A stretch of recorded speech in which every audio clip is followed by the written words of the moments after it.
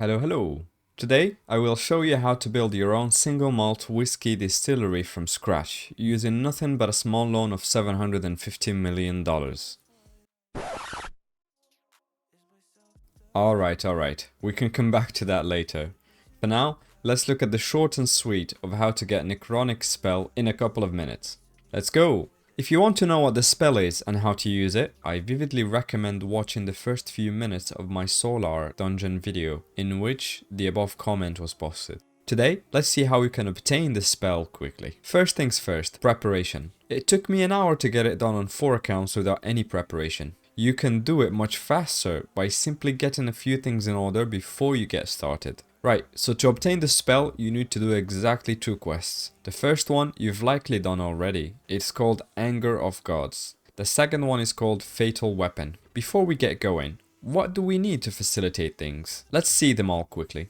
First one is at least 3 of your class temple potions. Each class has its own, and double clicking one of these will teleport you straight to your class temple and save you all the time and hassle it takes to get there. And the other thing is a bunch of resources that you will need later. These are 5 Sipulites, 5 Salicronia, 5 Limpets, 5 Mahogany Wood, 5 Quinoa, 3 Angular Stones, 3 Whale Salt. And finally, 2 Dark Court Fabric. These are slightly annoying to get. If you empty the market like I did, the best way to get them is by trading Oricores in Shrambad for them. You get Oricores by doing quests in any of the 4 divine dimensions if you didn't know that. Seeing as I'm not much of a quester myself, I was short on those, so thank you very much for the rescue mission, Kai. Right, you have a good few class potions and all the resources you need. Let's get started now. First quest is super quick. Double click the temple potion, find the master, and speak with them to start the quest. Then you go back to the class statue. Each temple has one. You click it, then head to the Realm of Gods. This is where you speak with the voice of 12. Then the Feka priestess. Then the Feka god that appears. She gives you a quest item, and voila, first quest finished. Next thing, you go down the hidden stairs on the left and find this goblin chap with a stinky name to start the second quest. Done? Let's run now. You head to the Almanac Zap, then up to the left, here, -9, -28. You go all the way up the stairs until you find this stone right here, and click it.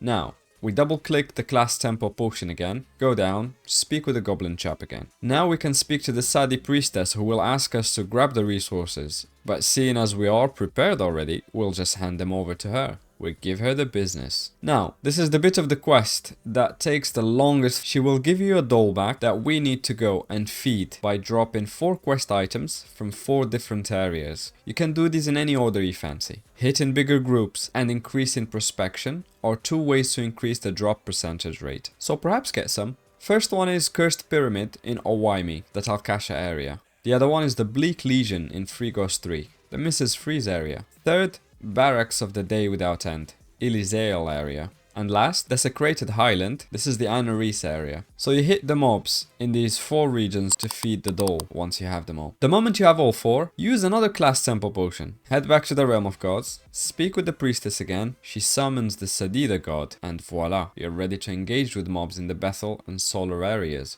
Congrats on your new spell. I've done it in a little over an hour without any prep. How long did it take you?